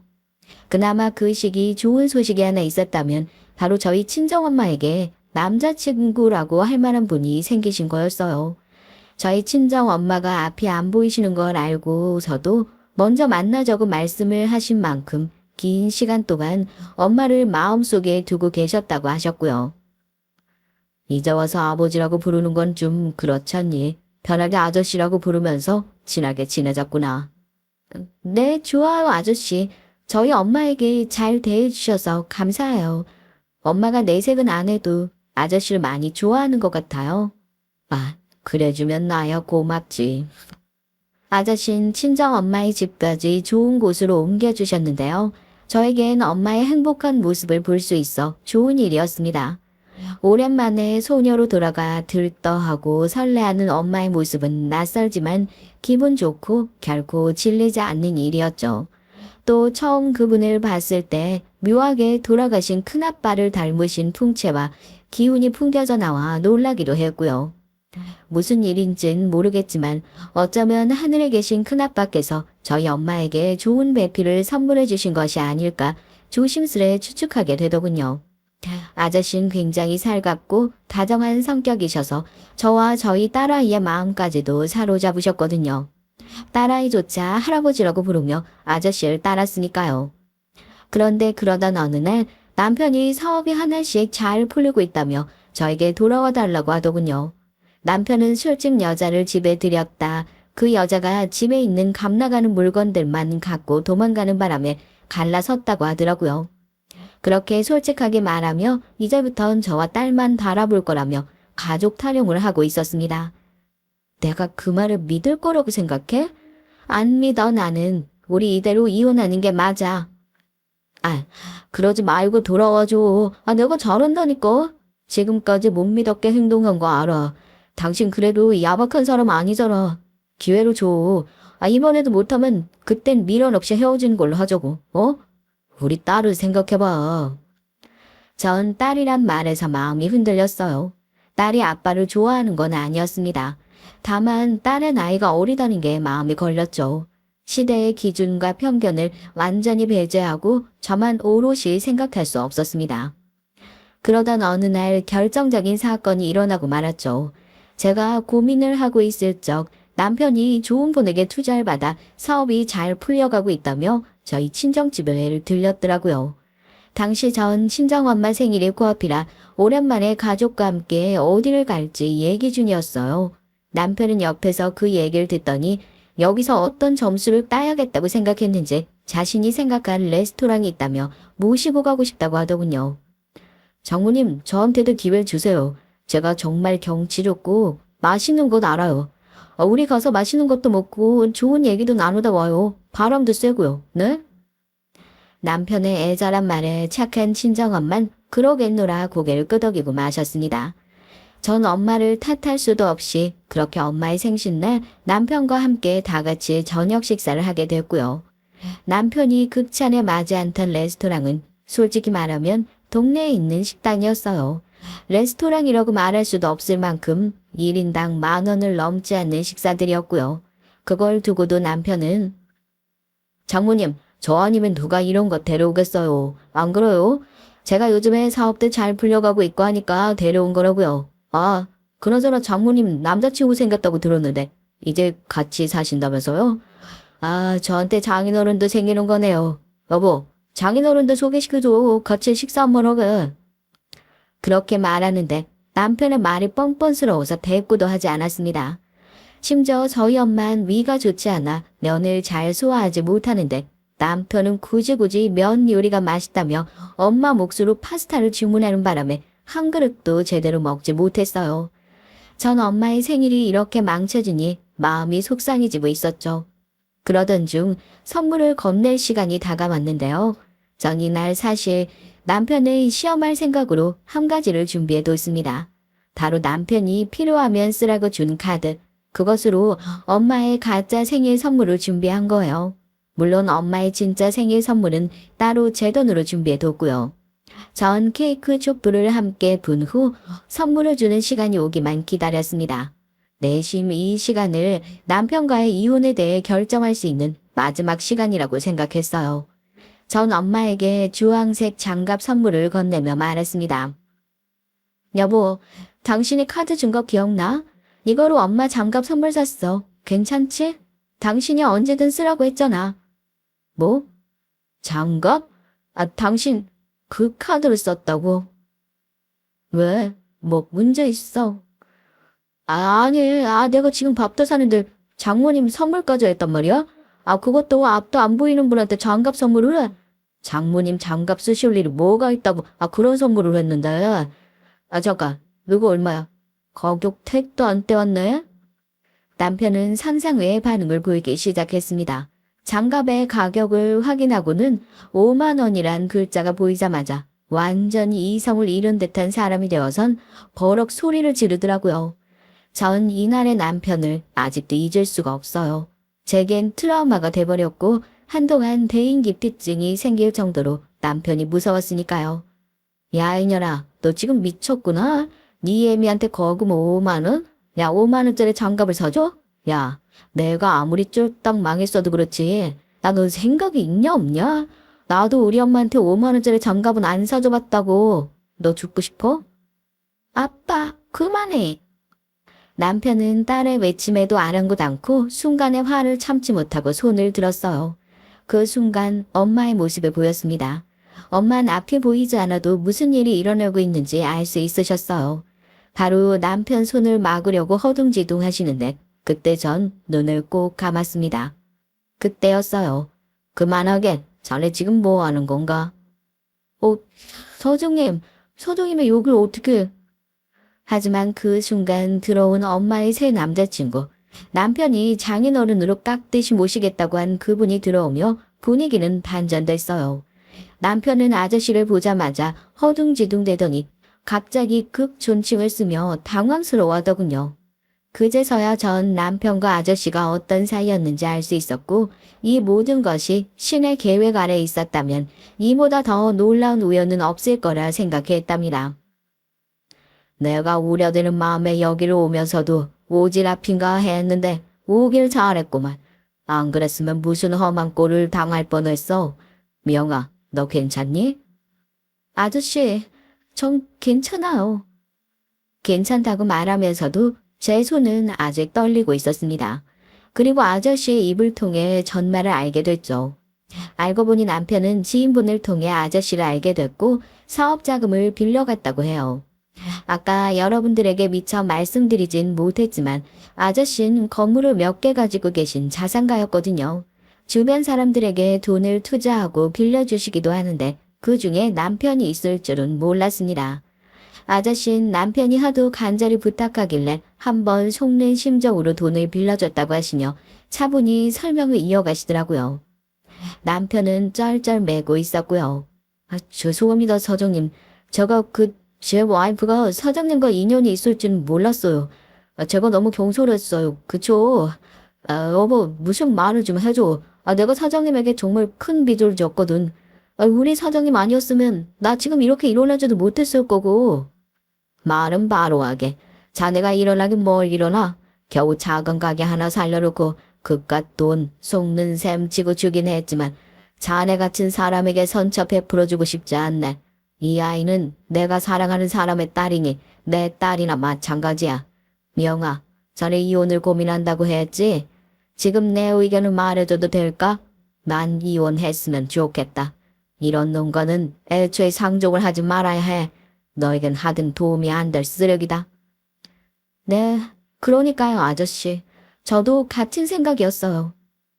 남편은 다급하게 울부짖었지만 전 그 이후 속전속결로 이혼 소송에 들어갔습니다. 위자료도 두둑히 받았고 당연히 양육권은 저에게 왔고요. 아저씨가 좋은 변호인단을 지원해 주신 덕분에 원하는 만큼 복수도 할 수 있었어요. 사실 남편의 경제난이 워낙 심하다 보니 시댁에서도 자기 집을 팔아야 할 만큼 상황이 최악이었는데 위자료까지 주게 생겼으니 그야말로 파멸 그 자체였죠. 거기다 아저씨에게 돈도 갚아주어야 했으니까요. 시아버지에겐 조금의 미안함이 있긴 했지만 남편과는 한 공간에서 숨도 쉬고 싶지 않았으니 제 선택에 후회는 없었습니다. 그놈이 평생 지옥의 불구덩이에서 나오지 못했으면 좋겠었네요. 자, 이제 이로써 사연을 마무리하려는데요. 제 글이 혹시 너무 악에 받쳐 있었나요? 그렇다면 죄송스럽기도 하고 부끄럽기도 한데요. 제가 속에 남편에게 쌓인 우라가 많아 그게 정리가 되지 않았기에 감정이 마구잡이로 튀어나온 듯합니다. 여러분들이 부디 어린 마음으로 양해해 주셨으면 좋겠고 선배님들이니 그러리라 믿습니다. 저보다 인생을 훨씬 곱잘 사신 선배님들을 보면 어떻게 이런 인생의 질곡을 잘 헤쳐나가셨을지 가끔은 이 사연 채널을 듣는 것만으로 존경스러울 때가 있어요. 저 역시 지금 아저씨 회사에서 일을 하며 딸아이를 키우는 엄마로서 하루하루 최선을 다해 살아가고 있지만 가끔은 제가 이혼이라는 것에 주눅이 들기도 하고 혹여나 나중에 딸아이 시집 갈 때 나쁜 영향을 미치진 않을까 걱정이 되기도 하거든요. 선배님들의 넓은 지혜로 따뜻한 말씀 한마디씩 해주신다면 저와 우리 딸에겐 너무나 좋은 영향이 될 듯 합니다. 그럼 저도 인생 선배님들의 인생을 응원하고 있겠습니다. 부족한 글솜씨여서 잘 전달됐을런지 모르겠어요. 지금까지 사연 들어주셔서 감사합니다.